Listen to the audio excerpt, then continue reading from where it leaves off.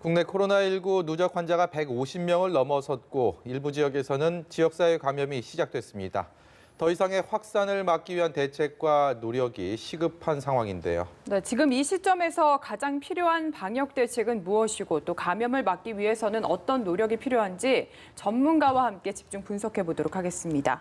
김정기 고려대 약학대학 교수, 최진봉 성공회대 교수 두 분 모셨습니다. 안녕하십니까? 안녕하세요. 그동안에는 확진자가 1명, 2명 혹은 만 사흘 정도는 또 없었고 그래서 진정세에 들어간 게 아니냐라는 기대 섞인 관측이 나왔는데 하루 이틀 전부터 해서 상황이 급격하게 바뀌었습니다. 어제만 해도 저희가 방송하는 시간 막판에 100명을 넘어서는 그런 상황이었는데 오늘 아침 9시 기준으로는 156명입니다. 이제 막 한 수십 명씩 하루에 이렇게 확진 환자가 나오고 있는 이런 상황들은 어떻게 진단하십니까? 이 방역이라고 감염병 방역이라고 하는 것이 항상 변수가 있습니다. 그래서 변수가 작동을 하게 되면 굉장히 큰 결과를 낳게 되거든요. 그래서 네. 이번 31번 환자 같은 경우에도 일종의 변수가 작용을 한 거고요. 이 예측하지 못한 변수가 지금의 상황을 만들었다라고 생각을 하고 있습니다.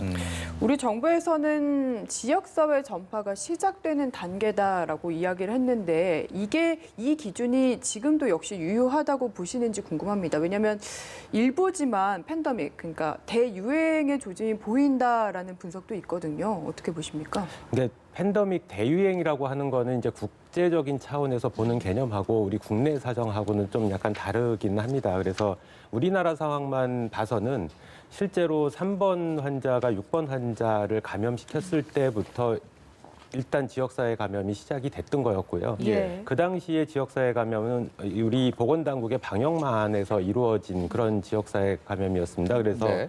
그 부분은 저희가 적절하게 조치를 취하면 해결이 가능한 부분이었는데 지금 같은 그 31번 환자 같은 경우에 우리 보건당국의 방역망 밖에서 이루어진 케이스거든요. 그래서 네. 저는 조심스럽게 이게 본격적인 지역사회 감염의 시작이다 이렇게 말씀을 드리고 싶고요. 네. 이 지역사회 감염이라는 게 크게 두 가지 개념이 있습니다. 작은 규모와 큰 규모가 있는데 과거에는 작은 규모로 해가지고 이렇게 밀접 접촉자들 사이에서 감염이 이루어졌다라면 지금 대구 경북 같은 경우에는 비교적 큰 단위에서 지역사회 감염 전파가 이루어지고 있다 이렇게 보고요. 이 지금 상황을 적절하게 통제를 하지 못하면 우리나라 내에서의 대규모 유행, 소위 말하는 대유행이 발생할 수 있다 이렇게 생각을 하고 있습니다. 과거 31번 환자 이전에는 확진 환자들이 이렇게 급격하게 늘진 않았기 때문에 환자가 확진 판정을 받게 되면 그 동선을 조사하고 그런 역학조사를 실시하면서 추가적인 감염을 막아왔지 않았습니까? 그런데 이렇게 대규모로 늘어나게 되면 사실 그 동선 관리나 역학조사 같은 것도 현실적으로 굉장히 어려움을 겪을 수밖에 없을 것 같다는 생각이 드는데요.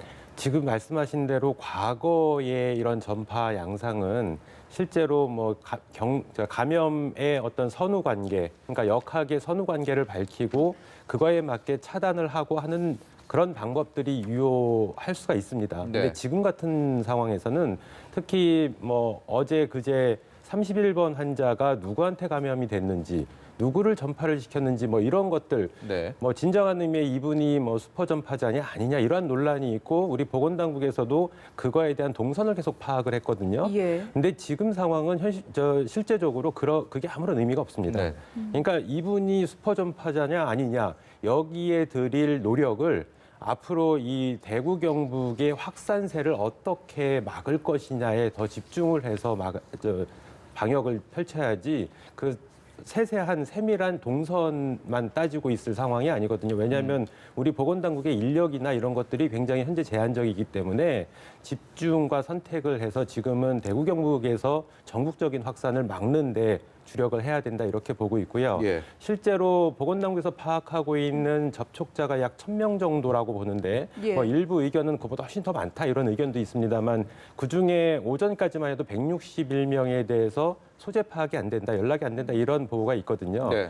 이 160여 명의 사람들이 현재 어디에 있으며 어떤 사람과 만나고 있으며 어떤 생활을 하고 있는지를 빨리 조속히 파악을 해가지고 이분들이 확산을 시키는 거를 막아야 됩니다. 여기가 지금 대구 경북이 전국적인 확산세로 갈 거냐 말 거냐 요거에 굉장히 중요한 포인트가 달렸다 이렇게 저는 생각하고 있습니다. 최 교수님, 이렇게 네. 소재 파악이 안 되는 분들은 당국에서는 계속 접촉을 하기 위해서 이렇게 노력을 하고 있는데 네. 그래서 이게 의식적으로 의도적으로 연락을 안 받는 경우도 있을까요? 아니면 본인이 미처 나랑 상관없는 일이다라고 해서 뭐 그럴 수도 있다는 생각도 드는데 어떻습니까? 그게 이제 다른 것보다 종교 단체와 지금 연관이 돼 있잖아요. 그러니까 일반인들 같으면 사실은 적극적으로 나올 거라고 봐요. 왜냐하면 본인도 치료를 받아야 되잖아요. 예.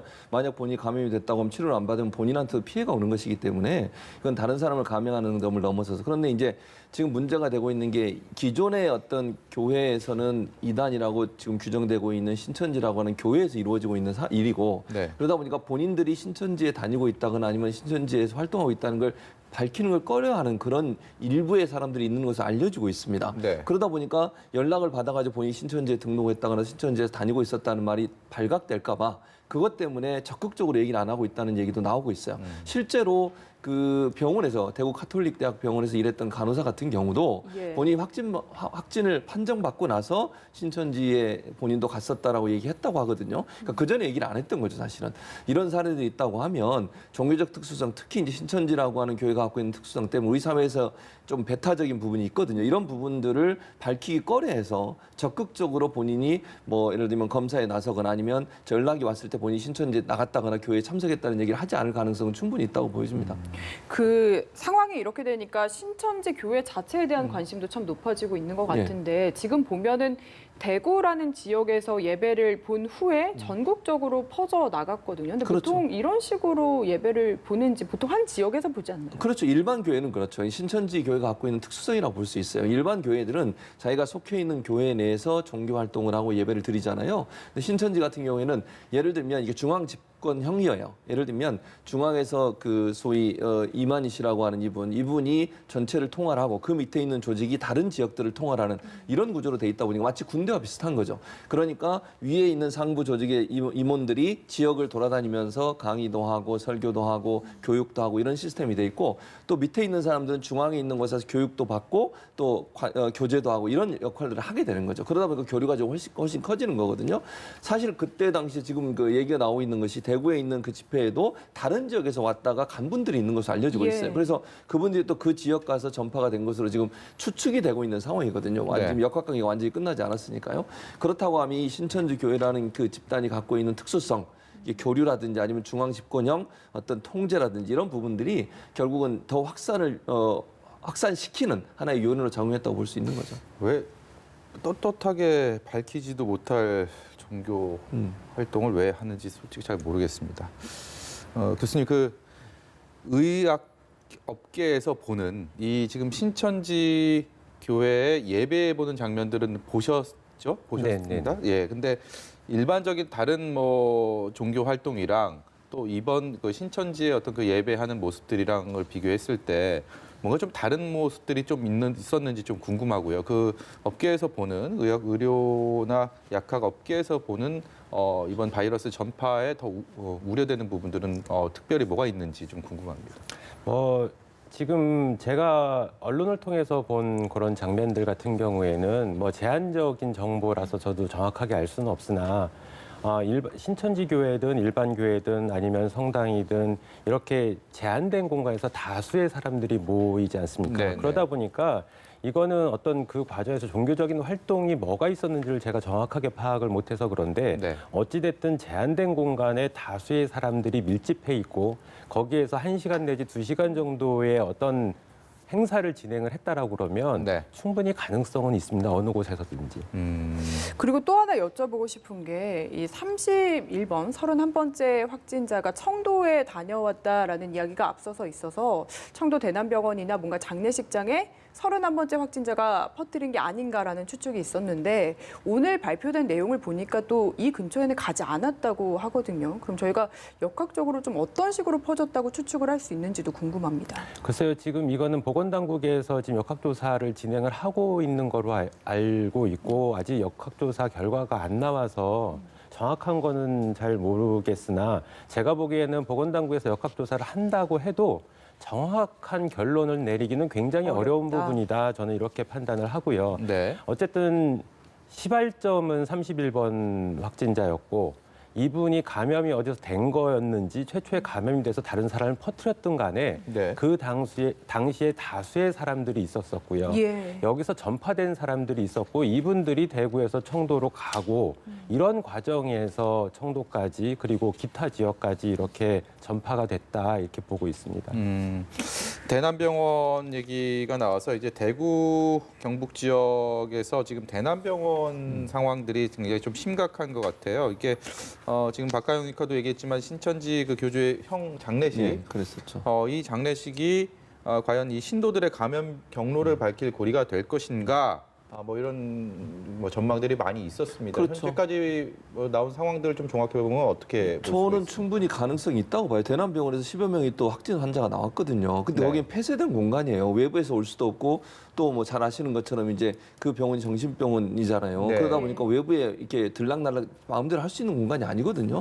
그런 상황에서 거기서 그렇게 많은 사람이 나왔다고 하는 것은 저는 일정 부분 그 어떤 종교 활동의 일환으로 이루어졌던 그 장례식도 하나의 요인이 될 가능성은 충분히 있다. 왜냐하면 장례식에 물론 이제 지금 31번 환자 그분은 가지 않으셨다고 말씀을 하셨어요. 그러나 네. 그분 말고 다른 분들도 갔을 가능성이 있잖아요. 네. 지금 현재 오늘 발표된 내용을 보면 31번 환자가 첫 번째 환자가 1차 감염자가 아니라 2차 감염자였을 가능성도 있다고 예. 있다는 얘기가 나와요. 그러면 이게 다른 어떤 신천지교의 다른 사람이 또 전파를 했을 가능성도 우리가 전혀 무시할 수 없는 상황이 됐거든요. 네. 그러면 장례식에서 여러 사람이 운집했을 것이고 그 가운데 누군가가 감염이 된 상태에서 그 자리에 참석을 했다고 하면 그것이 영향을 미칠 가능성이 있다. 왜냐하면 지금 그 병원에 있는 입원해 있던 한 분도 두 분이 사실은 감염이 됐었잖아요. 네네. 그 중에 이제 한 분이 사망을 하신 건데 어쨌든 그런 일들을 연관해서 본다고 하면 이 청도라고 하는 것이 이 언론에 이미 보도가 됐으니까요. 신천지의 성지라고 불려지는 것이에요. 왜냐하면 그 신천지를 만든 이만희 씨라는 사람의 고향이거든요. 그래서 예. 여기를 사람들이 자주 보기도 하고 성지 순례처럼 다녀가는 곳으로 알려지고 있습니다. 그렇다고 하면 이곳에 왔던 어떤 사람을 통해서 신천지 전체에 확산됐을 가능성 충분히 좀 예측해 볼 수 있는 것이죠. 지금 신천지 교회를 뭐 지역마다 폐쇄하는 곳도 있고 이런데 또 여쭤보고 싶은 게 이 포교 방식을 보면은 예배만 단순히 보는 게 그렇지 아니라 않죠. 뭐 따로 모임도 많이 갖고 그럼요. 이런다고 네. 하더라고요. 이런 네. 곳은 근데 정부 차원에서 발견하거나 뭔가 폐쇄하기가 어려워요. 쉽지 않은 그렇습니다. 거죠. 지금 문제가 되는 게 뭐냐면 지금 대구에서 예배드렸던 장소는 공개된 장소예요. 거기는 이제 빌딩으로 돼 있잖아요. 그거 말고 일반 주택이나 연립주택이나 아니면 오피스텔 같은 데서도 하는 것으로 알려지고 있습니다. 그러니까 조그만 방들이라고 그래요. 포교할 수 있는 어떤 그 공간들을 공간방이라고 하더라고요. 그렇게 얘기하죠. 예. 거기서는 그런 방들을 여러 군데 만들어놔요. 그리고 거기에서 이제 누군가 이렇게 전도를 해오면 그 사람과 거기서 교제도 하고 성역 공부도 하고 이러면서 밀접한 관계를 갖게 되는 거죠. 그러다 보니까 그 폐쇄된 공간 안에 두세 명이 앉아서 그걸 하거든요. 네. 그것도 2시간, 3시간 하는 경우도 있고 또 일부는 합숙도 하는 것으로 알려지고 있습니다. 근데 이게 파악이 안 돼요. 그러니까 이게 신천지 교회에서 전체적으로 이걸 정부에 제출을 안 하면 어디에 어떤 시설이 있다는 걸 공개된 시설은 사실은 그렇게 크지 않습니다. 빌딩으로 돼 있는 건 몇 개 안 돼요, 전국에. 그러나 그거 말고 지금 복음방이라고 소위 얘기하는 조그만 어떤 지역들에 나누어져 있는 공간들, 이런 공간들 안에서도 충분히 저는 많은 일들이 일어났을 가능성은 예측해 볼 수 있다. 그러면 저는 이렇게 생각합니다. 신천지 교회가 정말 국가나 또는 국민을 위해서 생각하는 그런 종교단체라고 하면 이런 시설들에 대해서 정부가 좀 얘기하고 정부에서 방역할 수 있는 기회를 주는 게 필요하다고 봐요. 이걸 그냥 폐쇄적으로 놔두면 밝히지 않을 경우에는 확산할 수 있는 요소는 충분히 남아있는 거잖아요. 예. 지금도 모든 사람이 다 검사를 받지 않은 상태에서 혹시나 대구뿐만 아니라 다른 지역의 집회에 참석해서 거기서 감염됐거나 아니면 했을 가능성, 본인은 인지하지 못하더라도 그러니까 증상이 없음에도 불구하고 감염됐을 가능성이 있는 사람은 충분히 우리가 있을 수 있는데 그런 분들이 또 돌아다니면서 그런 데서 활동을 하면 다른 사람한테 감염이 될 수 있는 이런 문제도 발생할 수 있다고 봅니다. 만약에 뭐 본인들이 스스로 연락을 외부와 끊고 그런 소그룹 종교 활동을 계속해 나간다면 결국은 이번 사태가 훨씬 더 그 교인들을 중심으로 전파가 확산될 수 있는 그런 우려가 상당히 클 수밖에 없겠군요. 그 위험성은 커질 수밖에 없죠. 그래서 정부도 물론 적극적으로 찾아내야 됩니다. 모든 방법과 수단을 동원해서 예를 들면 뭐 카드 사용 내역이라는 교통카드 사용 내역 그러나 그게 모든 것을 다 확인할 수 있는 상황은 아니거든요. 예. 그래서 자발적으로 나오셔야 돼요. 그렇죠. 저는 이게 본인의 건강에도 중요한 문제이고 또 하나는 본인의 건강뿐만 아니라 우리 사회 전반에 이 바이러스가 퍼지는데 본인이 의도하든 의도하지 않든 활용됐다고 하는 그런 오명도 쓸 수 있는 상황 아니겠습니까? 예. 그렇기 때문에 적극적으로 나오셔야 됩니다. 증상이 있거나 아니면 본인이 그 집회에 참석을 했거나 아니면 이상 증상이 있는 사람과 함께 어디서 만남이 있었거나 이랬을 경우에는 스스로가 자가격리를 하든 아니면 1339에 전화를 해서 조치를 받든 이런 적극적인 활동이 없으면 사실은 이 전파를 막을 수 있는 방안이 없다고 보여집니다. 그래서 저는 정말 그 이만희 씨를 포함해서 이 종교단체에 있는 분들이 적극적으로 이렇게 설득을 해야 돼요. 그리고 저는 제가 아까 중앙 집권 형식이라고 말씀을 드렸잖아요. 예. 지도부가 결정하면 사람들은 따르게 돼 있습니다. 그 종교단체 특성상. 그러니 그렇게 좀 적극적으로 얘기해 주셨으면 좋겠어요. 지도부에서. 그래서 이게 모든 분들이 좀 양성화돼서 나와서 그분들이 검사도 받고 음성으로 판결되면 또 일상생활 하시고 또 격리가 필요하면 격리하시는 이런 일들이 필요하다고 생각을 합니다. 네. 교수님 또 한 가지 우려되는 게 이제 군부대에서 군장병 이제 확진 판정을 받은 부분. 이게 지금 주한미군에서는 대구에 있는 미군 기지를 잠정 폐쇄를 했는데 우리 군장병들의 감염 소식들 이게 이제 대구를 또 갔다 오거나 대구와 관련된 신천지 교회와 또 관련된 그런 감염으로 확인이 된 상황에서 과연 이 군부대의 더 이상의 확산을 막기 위한 조치들이 뭐가 더 필요하다고 보십니까? 실제로 군부대 같은 경우에는 굉장히 밀집된 생활을 하거든요. 집단 생활을 하고 그리고 실제로 내무반 같은 경우에도 그 침상과 침상 간격 사이가 굉장히 좁습니다. 붙어 있죠. 그리고 잘 때 뭐 기침이나 이런 거를 하게 되면 이게 그 내무반 전체를 다 퍼지게 되고요. 내무반에서 내무반을 또 넘어가게 되고 욕실 같은 경우에도 공동으로 사용을 하고 있거든요. 그래서 굉장히 전파가 잘 될 수 있는 요인이 굉장히 많은 곳이 군부대입니다. 그래서 과거 메르스 때도 이 24시간 상황 대응팀을 운영을 한 바가 있거든요. 그래서 이런 적절한 조치들을 빨리 취해서 실제로 지금 밝혀져 있는 이 그 군인들, 그러니까 감염돼 있는 군인들이 과거에 어떤 사람들을 그러니까 증상을 언제 보였고 어떤 사람들을 만난지를 신속하게 파악을 일단 해야 되고요. 그리고 최근 그러니까 그뿐만 아니라 지금 알려지지 않은 사람들도 있을 수 있거든요. 네. 그래서 최근 2주 내에 뭐 그 외출이나 휴가를 다녀온 사람들의 동선이나 이런 것들을 다 파악을 해야 되고요. 특히 뭐 그 면회 왔던 사람들 이 사람들의 감염력이나 이런 것도 다 확인을 해서 신속하게 상황 파악을 하는 게 가장 급선무라고 생각을 합니다. 군부대는 특성상 완전하게 또 폐쇄를 무작정 할 수도 없는 게 군부대이기 때문에 더 큰 고민이 되는 부분입니다. 네, 그리고 이 코로나 사태가 확산하면서 대구가 참 비상 사태인 것 같은데 모든 학교의 개학을 일주일 연기하기로 그렇습니다. 처음으로 지역으로선 결정을 맞습니다. 했거든요. 근데 지금 걱정이 되는 부분은 이제 3월 초중반이 된다고 해서 지금의 이 추세가 과연 잠잠해질 것인가. 그렇다고 개학을 무한정 미룰 수도 없고요. 어떤 조치들 필요하다고 보시나요? 그러니까 지금 말씀하신 것처럼 학교가 개학이나 개강을 미루게 되면 다음 스케줄에 영향을 미칠 수밖에 없어요. 대학 같은 경우에는 사실 개강을 지금 일주 내지 2주 정도 연기를 한 상태거든요. 저희 학교도 마찬가지인데 그렇게 되면 이제 여름 학기와 영향을 미쳐 겨울 학기하고도 영향을 미치죠. 가을 학기하고 영향을 미치게 되죠. 여러 가지 문제가 발생하기 때문에 이걸 더 늦추기는 상당히 어려운 부분이 있을 겁니다. 중요한 건 이제 대책을 잘 세워야겠죠. 저는 그렇게 보는데 1차적으로는 어쨌든 이제 이 대구 경북 지역 같은 경우는 특수한 상황인 거고 지금 그 지역에서 퍼져나가는 것을 어느 정도 우리가 통제할 수 있는 정부 방역 체계가 그게 중요하다고 보여지고 학교들도 나름대로 노력을 할 거라고 봅니다. 그러니까 우리가 중요한 건 가능한 한 마스크 쓰는 거하고 손서정 잘하는 거, 손 씻는 거 이게 제일 중요하지 않겠습니까? 이 부분을 철저히 지키면서 방역 체계를 적극적으로 할 필요가 있다는 생각이 듭니다. 사람들이 많이 모이는 행사에 대해서는 중지하거나 연기를 해달라 이런 통보를 했다라는 말씀도 들었고요. 그리고 신천지 대구교회 고위험 관리 대상 중 11명의 확진자가 나왔다. 고위험 관리 대상이다라는 게 말 그대로 그 위험성이 매우 높은 그런 뭐 대상자였다 이렇게 보면 되겠습니까? 지금 제가 이해한 바로는 접촉이 빈번했던 사람들을 고위험 대상자라고 하지 않았을까 이렇게 생각을 하고 있거든요. 밀접 접촉자라고 봐도 그렇죠. 무방하겠네요. 긴밀하게 접촉을 반복해서 했던 사람을 관리하는 그 그룹에서 지금 네. 11명이 확진이 나왔다. 이렇게 저는 이해하고 있습니다. 네. 어제 우려했던 첫 사망자가 나왔습니다. 대남병원에 입원해 있던 20년 넘게 입원해왔던 60대 남성인데 오늘 질병관리본부에서는 이제 그 사인에 대해서 폐렴을 본인이 갖고 있었는데 그 만성 폐렴이 악화돼서 그리고 이 코로나19 감염에 의한 그 폐렴이 사망과 연관이 된 것으로 추정이 된다라고 얘기를 했습니다. 코로나19와의 직접적인 사인이 됐을 가능성을 배제하지 않으면서도 단정적으로 얘기하진 또 않았습니다. 어떻게 봐야 되겠습니까? 글쎄요, 이 부분도 저도 정확한 정보를 받지 못해서 말씀드리기는 좀 애매한 부분이 있긴 있는데 어찌됐든 결정적인 요인, 사인의 중요한 포인트는 코로나19 감염에 의한 폐렴이 원인이 됐다 이렇게 보는 게 맞습니다. 왜냐하면 그게 최종적으로 이분이 사망하는 원인이 됐던 결정적인 계기이기 때문에 그렇게 보는 게 저는 맞다라고 네, 생각합니다. 만성적인 폐 질환이 있었다고 하는데 어쨌든 이게 직접적인 사인이 아니라면은 코로나19 때문이다라는 말씀이신 건가요? 근데 그럼요. 이게 이제 반복돼서 나오는 얘기지만 코로나19 자체가 병원성이 좀 낮다. 예전에 사스나 메르스처럼 이런 네. 얘기는 많이 나오잖아요. 예.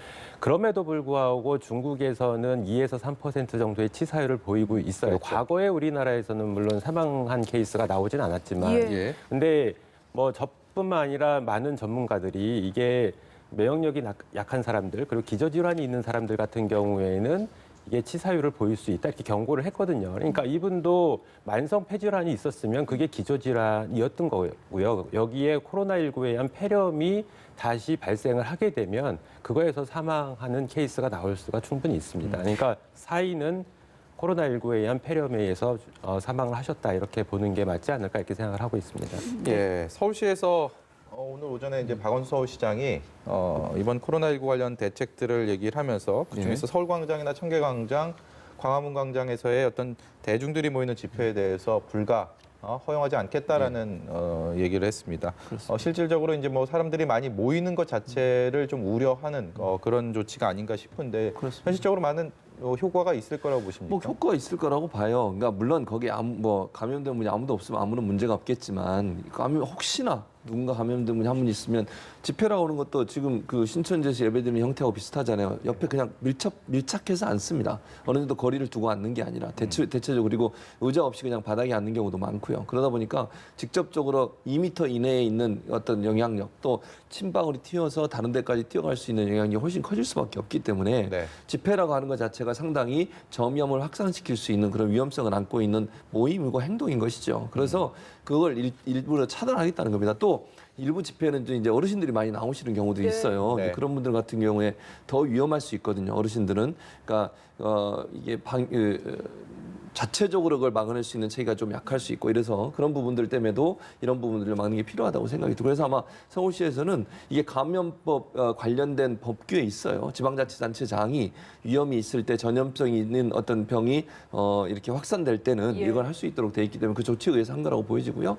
또 하나 소재에 있는 신천지 교회들을 폐쇄하기로 네. 그렇게 결정을 했고 사회복지시설도 3,467곳을 임시 휴관합니다. 여기도 잘 아시는 노인복지관들, 그렇죠. 종합사회복지관 여기도 이제 주로 어르신들이 많이 가세요. 그러다 보니 이제 여기서 혹시나 또 지난번에 중구에서였나요? 종합사회복지관에 오신 분들 식사를 같이 하고 네. 동선이 겹치면서 여기서 전염이 된 것으로 이렇게 알려지고 있어서 네. 이걸 미연에 차단하기 위해서 아마 이런 조치들을 취하는 것 같습니다. 네, 종로구에서 이제 네 분이 식사를 같이 하다가 노인복지시설에서 감염이 됐다라는 얘기도 있었죠. 금방 최 교수님 말씀하신 거에 첨언을 한 가지 하자면 예. 지금 실외 집회라는 언급이 있잖아요. 네. 이게 요즘처럼 기온이 낮은 겨울철 같은 데에는 그러니까 집회 때문에 장시간 밖에 있게 되면 신체 리듬 밸런스가 깨지게 됩니다. 이럴 때 감염병에 굉장히 취약하거든요.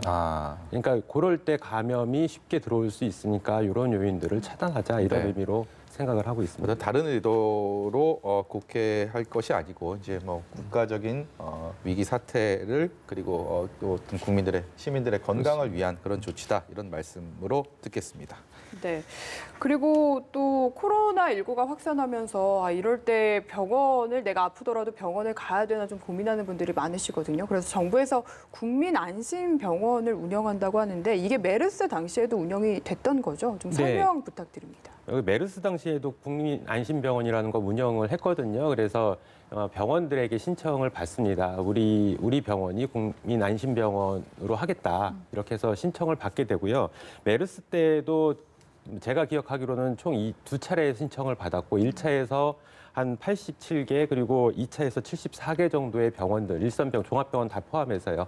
신청을 받은 다음에 총 약 160여 개의 국민안심병원이 운영이 됐거든요. 그래서 이 경우에는 이제 안심병원으로 등록이 되게 되면 그 호흡기 증상을 가진 환자들, 그러니까 그게 병원에 방문을 했을 때부터 시작이 되는 거거든요.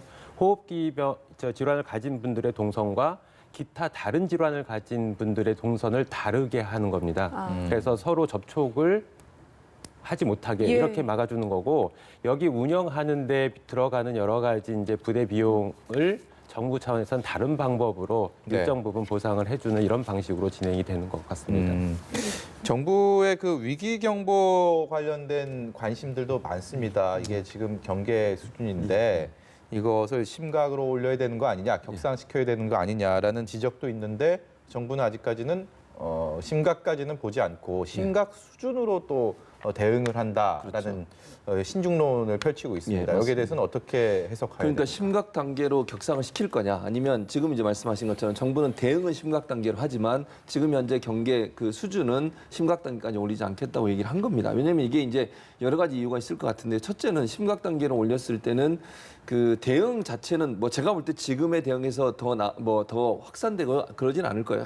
다른 게 뭐냐면 국무총리가 전체를 주관하는 겁니다. 중앙사고대책본부의 본부장이 국무총리가 되는 거고, 지금은 장관이 하고 있거든요. 근데 대통령이 지시하셨듯이 지금 현재 대응을 그렇게 하라고 하고 있기 때문에 심각 단계로 대응을 하는 겁니다. 다만 이게 심각 단계로 올려놓으면 여러 사회적, 경제적 이제 그 불안감이나 이런 부분이 확산될 수 있는 요소가 있어요. 그래서 그런 부분들을 고려하면서 아마 하는 것 같습니다. 그래서 중요한 것은, 저는 물론 단계를 심각 단계로 올리는 것도 중요하지만 그것보다 더 중요한 것은 사실은 현재 우리가 어떤 단계에서 조치를 취하고 있느냐가 더 중요하다고 생각을 해요. 그러니까 명시적으로 심각 단계로 올리지 않는다 하더라도 정말 심각 단계에 준하는 형태로 우리가 대응을 하고 방역 체계를 운영한다고 하면 그거는 이제 확산을 막을 수 있는 방법은 된다고 보여집니다. 그래서 우리가 뭐 단계를 올렸을 때 우리 사회적으로 더 긴장감을 확산시킬 수 있는 요소는 있지만 그것이 가져올 수 있는 또 부정적인 요소도 있기 때문에 그런 부분들을 고려하면서 아마 검토할 것으로 생각이 됩니다. 단계를 올려서 이 위기 사태를 재빠르게 극복하는 데 효과가 있다면, 효율성이 있다면 그게 뭐 문제가 되겠습니까만은 그런 불안감, 불필요한 불안감을 가중시키기보다는 좀 내실 있게 극복해 보자, 뭐 이런 취지로 보면 되겠군요. 저는 생각이 좀 다른 게 더 늦기 전에 심각 단계로 격상을 시켜서 이 심각 단계에서는 본부처 간의 협력이 긴밀하게 이루어지는 단계거든요. 물론 최 교수님 말씀하신 것처럼 현재는 경계지만 심각 단계의 조치를 취하겠다라고 그랬는데 그 얘기는 바로 심각 단계라는 얘기거든요. 굳이 이렇게 할 필요 없이, 왜냐하면 지금 단계에서 못 잡으면 더 심각한 상황이 발생할 수가 있습니다. 그래서 심각 단계로 격상을 하고 그에 맞는 조치들을 그 제정한 취지에 맞게 진행을 해서 빨리 이 사태를 극복하는 게 저는 더 바람직하다고 봅니다. 네, 정부에서는 지금 이렇게 경계를 유지하는 이유가 이게 지역사회에 전파된 원인도 분명하고 또 특정 집단을 통해서 이게 전파됐기 때문에 아직까지는 통제권 아니다라고 보는 것 같거든요. 여기에 그럼 좀 동의를 못 하시는 건지도 궁금한데요. 이게 특정 집단에서 유발돼서 확산이 됐기 때문에 통제가 가능하다, 저는 그렇게 보지 않거든요. 이미 확산이 굉장히 많이 됐어요. 오늘도 그러니까 하루 자고 일어나면 몇십 명씩 확진을 받고 있거든요. 그러니까 지금 단계는 제가 보기에는 방역 당국에서 적절하게 조치를 효율적으로 하기에는 좀 무리가 있다 이렇게 보고요. 그래서 가능한 한 방법을 동원해서 이렇게 보조할 수 있는 인력이든 시설이든 이걸 빨리 확충을 하고 대처를 하는 게 저는 맞다라고 봅니다. 오늘 대통령의 행보 그리고 총리의 얘기들을 보면 일단 코로나19 사태로 인한 경제적인 내수 또 소비업계에 대한 어떤 우려들이 다분히 읽히는 부분들이 많습니다. 국민들의 경제 활동이 이런 코로나19 사태로 굉장히 위축되고 그게 현실로 나타나는 이 부분들에 대한 우려가 상당히 큰 것 같은데 그렇습니다. 여기에 관련해서 좀 최 교수님께서 조언을 해주신다면. 그러니까요. 지금 말씀하신 것처럼 이게 이제 그래서 문제인 거예요. 경제 지금 자영업자들이나 소상인들 같은 경우는 거의 뭐 지금 장사가 안 돼요. 네. 거의 문을 닫아야 되는 상황입니다. 예. 이런 상황이다 보니까 이제 경제가 전체적으로 내수도 활성 안 될 뿐만 아니라 지금 많이 모이는 장소나 아니면 마트나 이런 데도 절대 가지 않습니다. 예, 예. 사람들이.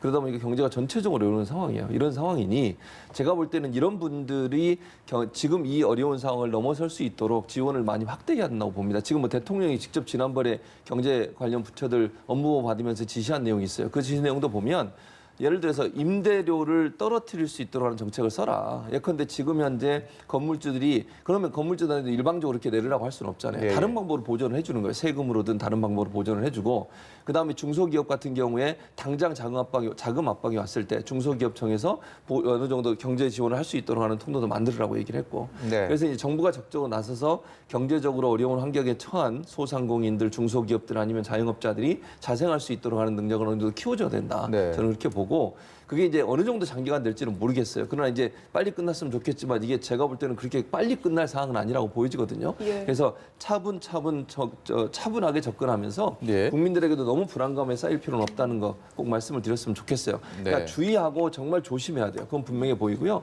정부는 적극적으로 이 부분을 방역 체계를 빨리 가동을 해서 어느 정도 확산세를 막을 수 있는 방안들을 찾아내야 한다고 보고 그러면서 한편으로는 어려움에 처한 자영업자들을 도울 수 있는 경제적 지원책을 더 많이 확대해서 그분들이 이 어려운 환경을 버틸 수 있는 그런 상황을 만들어 드려야 된다고 생각을 합니다. 네. 네.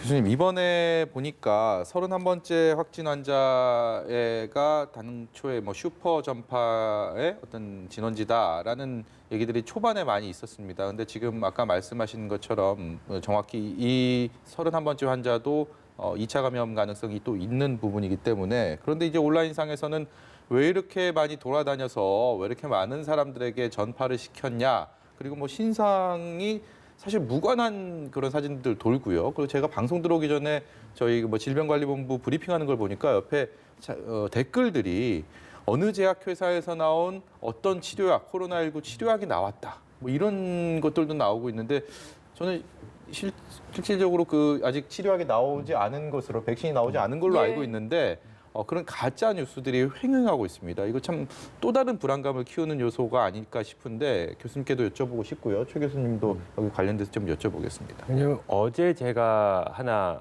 이제 들었는데 옆에가 저희 그 아내가 이제 같이 차를 타고서 운전을 하고 있는데 이제 SNS 상으로 가짜 뉴스가 떴더라고요. 예. 그러니까 제가 사는 곳이 세종인데 네. 청주에 확진자가 뭐 5명 나왔더라. 이렇게 되면 그 지역이 한동안 그게 가짜 뉴스라는 게 밝혀질 때까지 그 주민들이 굉장히 불안에 떨게 네, 됩니다. 그렇죠. 그래서 이런 것들은 그러니까 실제로 이 가짜 뉴스인지 진짜 뉴스인지를 밝힐 때까지의 어떤 파장이 굉장히 우려됩니다. 그리고 설령 진짜 뉴스가 이렇게 나왔는데도 저 가짜 뉴스 아니야 이렇게 오해를 하는 경우도 있고요. 이렇게 네. 되면 많은 부분 방역을 하는데도 혼선을 주게 됩니다. 그래서 네. 이런 것들은 절대 하지 말아야 되는 그런 행위라고 생각을 하고 있습니다. 네. 네, 교수님. 그럼 지금 말씀하신 대로요. 사실 가짜 뉴스는 여러 가지 부작용을 낳는데요. 실제적으로 뭐 크게 보면 이런 게 사회적 불안감을 확산시킵니다. 공포감을 확산시키고요. 근데 가짜 뉴스를 만드는 사람들은 그걸 통해서 돈을 벌려는 의도를 갖고 있어요. 기본적으로 첫째는 뭐냐면 공포감 확산시켜서 본인들이 그걸 클릭하게 만든다거나 아니면 어느 정보를 따라오게 만들어서 물건을 파는 쪽으로 연결시킨다거나 또는 이제 이런 자극적이고 또는 본인들이 만든 그러니까 조작한 어떤 영상을 가지고서 유튜브에 올려서 거기서 돈을 버는 왜냐하면 유튜브에 영상을 올려서 뭐 구독자나 아니면 시청자가 많아지면 돈을 받는 구조잖아요. 네. 그러다 보니까 그런 자극적인 영상을 만드는 거예요. 사실이 아닌 내용을 가지고도. 그리고 이제 온라인에서 자기의 영향력을 좀 드러내기 위해서 그렇게 하는 경우도 있습니다. 예. 그런 모습들 때문에 이게 사회적 불안감을 양상할 뿐만 아니라 사회적 불안감이 양산되면 사람들의 경제 활동이 위축되게 되고 내수도 활성화가 안 될 수밖에 없는 것이고 그러면 사회 전체적으로 경제적으로 부작용을 낳을 수 있고요. 또 하나는 이게 제대로 정부에서 발표한 내용들을 믿지 못하게 만들어요. 예. 왜냐하면 가짜 뉴스는 대체적으로 정부의 발표를 비꼬거나 왜곡시켜서 그게 거짓말이라고 얘기하고 더 많은데 숨기고 있다고 얘기하고 이런 식으로 가짜 뉴스가 나오는 것이거든요. 네. 그러다 보면 결국 정부가 발표하는 방역 시스템이나 체계 자체가 흔들리거나 이게 구멍이 날 수 있는 위험성이 있다는 거예요. 왜냐하면 국민들이 그걸 믿고 따라줘야 되거든요. 그러니까 정부에서 전문가들과 함께 준비한 여러 가지 방역 체계나 뭐 대응 방안 이런 것들을 알려주잖아요. 네. 이걸 안 믿고 그게 뭐 실효성이 없다고 누군가 가짜뉴스를 올리거나 이렇게 되면요. 방역 체계를 따라오지 않으면 어떻게 되겠습니까? 전체 정부가 국민들의 협조가 없으면 방역 체계가 제대로 운영이 안 돼요. 그래서 그런 부분에서도 구멍이 생길 수 있기 때문에 이런 가짜뉴스를 만드는 사람들은요. 본인의 개인적인 이익 때문에 사회 전체를 어려움에 빠뜨리는 행위라는 걸 꼭 깨달으시고 네. 이런 일이 없어야 될 걸로 보여지고요. 정부가 공식적으로 발표한 거 이외에 다른 어떤 SNS로 오는 글들은 가능한 한 믿지 않으시는 게 좋을 것 같습니다. 저도 어제 메시지를 하나 받았는데 SNS를 통해서 뭔가 전달된 메시지였는데 찬물보다 뜨거운 물을 많이 마시라는 내용이 있었고요. 또 가글을 자주 해라. 그럼 예방이 된다라는 얘기였는데 근거 없는 얘기라고 저희가 팩트체크를 좀 해보고 싶습니다. 근거 없는 얘기입니다. 예. 특히 각을 말씀하셨는데 이제 바이러스가 호흡기로 들어오게 되면 이게 숙주, 그러니까 우리 몸에 있는 세포에 수용체하고 결합을 해야지 들어오거든요. 네. 그게 30분 안쪽입니다. 그러니까 바이러스마다 조금씩 다른데요.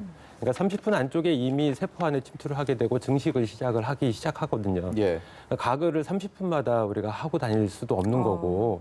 그러니까 이거는 현실적으로 불가능하고 그건 예. 각도 코로 유입되는 바이러스들에 대해서는 가글이 어떤 효과를 나타내지를 못합니다. 그래서 네. 이런 부분도 그렇고 뭐 뜨거운 물을 마셔라, 찬물을 마셔라. 물의 온도와 바이러스가 죽는 거와는 상관이 없습니다. 호흡기 바이러스이기 때문에 이게 입이든 코든 점막을 통해서 감염이 일어나거든요. 그래서 네. 이런 것들은 뭐 전혀 체크 믿지 사원에서 않는, 예, 네. 의미가 없다 이렇게 판단을 하고 있습니다. 네, 여기까지 듣도록 하겠습니다. 지금까지 김정기 고려대 약학대학 교수, 최진봉 성공회대 교수와 말씀 나눠봤습니다. 고맙습니다. 네, 감사합니다.